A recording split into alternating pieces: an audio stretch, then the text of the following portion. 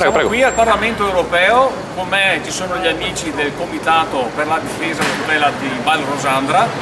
Sono venuti a consegnare alla Commissione Petizioni una petizione che riguarda lo scempio che è stato effettuato a marzo dello scorso anno di questo torrente bellissimo che praticamente grazie a alcuni assessorati e alla protezione civile è stato di fatto disboscato, rovinando uno dei siti Natura 2000 più belli del Friuli Venezia Giulia. Quindi oggi sono qui a testimoniare portando la voce di migliaia di cittadini presso la Commissione del Parlamento affinché serva da monito perché non accadono più questi obbrobri, questi scempi di questa nostra importantissima natura.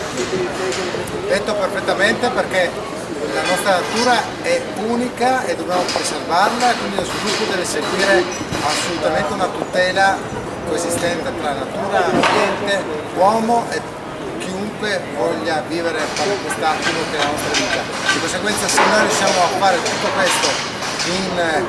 concerto con quelle che sono le persone come Zanoni che ci crede in quello che fa, sono sicuro che questi gesti potrebbero anche scomparire del tutto e non dovremmo più ritornare a Bruxelles per portare 10.000 firme a protesta, ma prevenire e cercare di continuare educando i ragazzini già nella tutela di quello che è l'ambiente. Questo è quello che noi crediamo formalmente. Il Comitato per la difesa della Val Rosandra è nato il 1° aprile proprio sul ponte della Val Rosandra,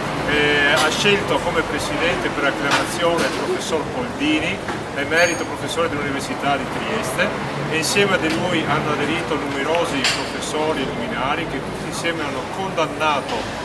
lo scempio che è stato compiuto ed ha raccolto quasi 10.000 firme che portiamo al Parlamento Europeo a sostegno